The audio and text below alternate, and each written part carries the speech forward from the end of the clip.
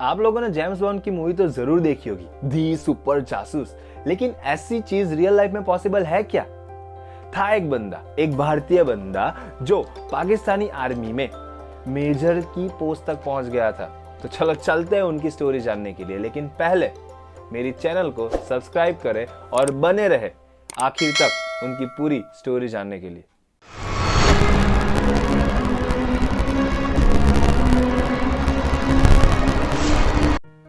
हाय, मैं चिराग परमार आप सबका स्वागत करता हूं मेरी चैनल कारवेशन में। आज हम एक सुपर जासूस की स्टोरी देखने वाले हैं जिनका नाम है रविंद्र कौशिक और उसे ब्लैक टाइगर की उपाधि दी हुई है।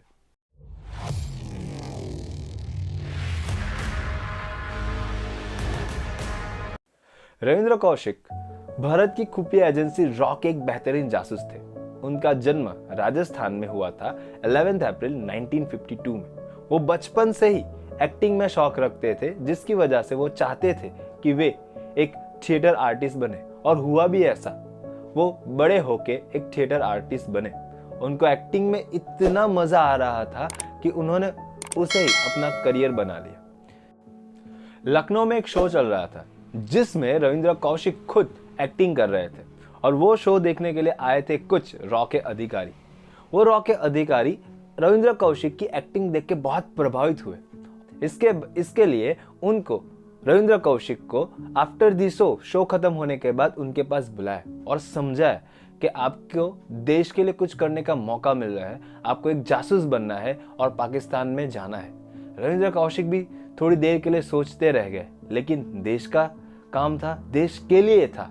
इसकी वजह से वो तुरंत ही मान गए और एक जासूस बनने के लिए तैयार हो गए। रविंद्र कौशिक को जासूसी की 2 साल तक ट्रेनिंग दी गई। इस ट्रेनिंग में उनको लड़ने की कला, उर्दू बोलने की कला और उसके साथ साथ पाकिस्तानी लहजा सिखाया गया।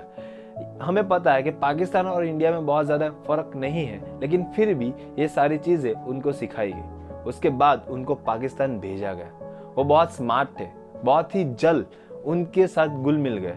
तब उनकी उम्र थी सिर्फ 23 साल और ये साल चल रहा था 1975। उन्होंने वहां जाके कराची यूनिवर्सिटी में एडमिशन लिया और वहां उन्होंने लॉ की पढ़ाई कंप्लीट की, और लॉ की पढ़ाई कंप्लीट करने के बाद वो पूरे के पूरे पाकिस्तानी रंग में रंग चुके थे।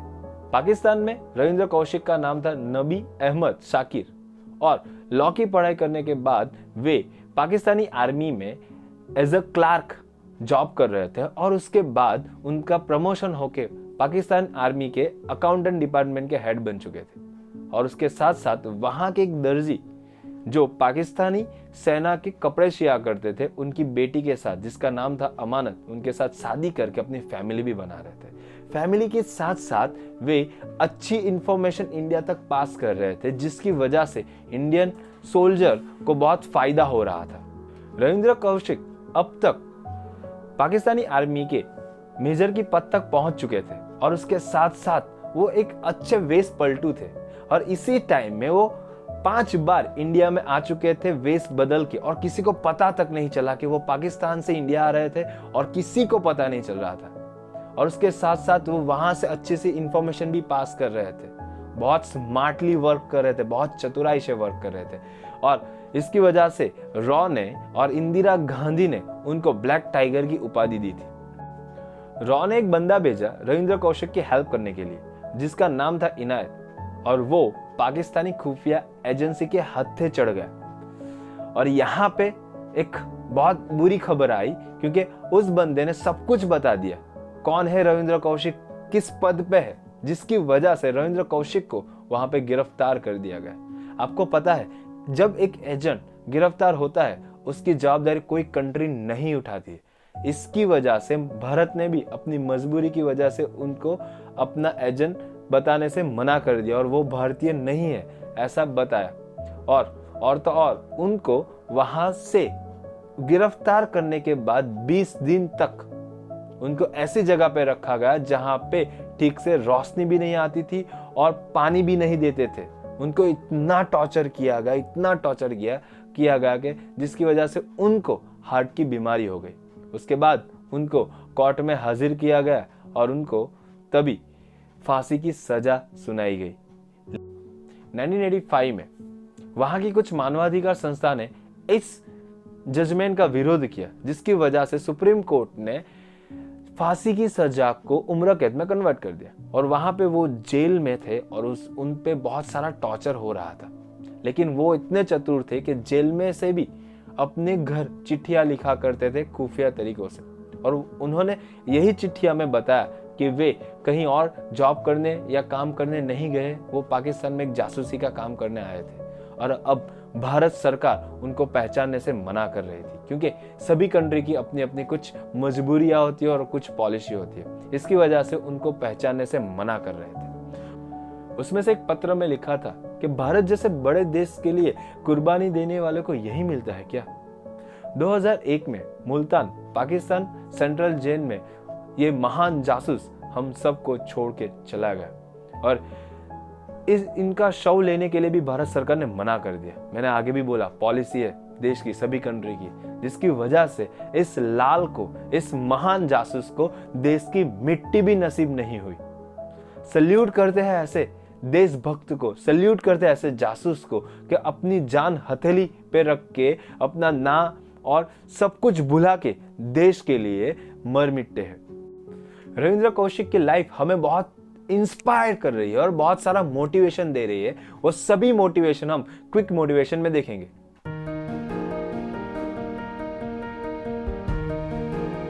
Quick motivation from this character Ravindra Kaushik.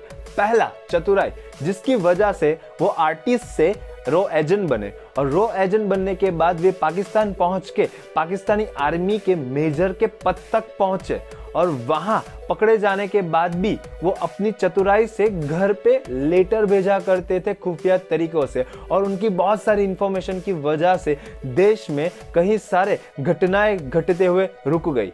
और दूसरा मोटिवेशन है प्रेरणा। उनकी लाइफ से यही प्रेरणा मिलती है कि जब भी देश के लिए कुछ करने का मौका मिले वो गंवाना नहीं चाहिए, उसे स्वीकार करके देश के लिए बलिदान देना चाहिए। और सबसे बड़ा मोटिवेशन देश प्रेम, जिसकी वजह से एक ही बार में वो तैयार हो गए एजेंट बनने के लिए और पाकिस्तान में जाने के लिए। रविंद्र कौशिक एक महान जासूस थे जिनको देश ने पहचानने से भी मना कर दिया, लेकिन हम तो जानते हैं कि वो कितने महान थे। तो चलो चलते हैं उनको श्रद्धांजलि देते हुए और उनको सल्यूट करते हुए। और ये वीडियो जरूर से आगे शेयर कीजिए अपने दोस्तों के साथ, क्योंकि मैं मानता हूं कैसे रियल लाइफ हीरो की स्टोरी हर एक को जाननी चाहिए, हर एक हिंदुस्तानी को उनके बारे में पता होना चाहिए। चलो चलता हूं, टेक केयर एंड बाय।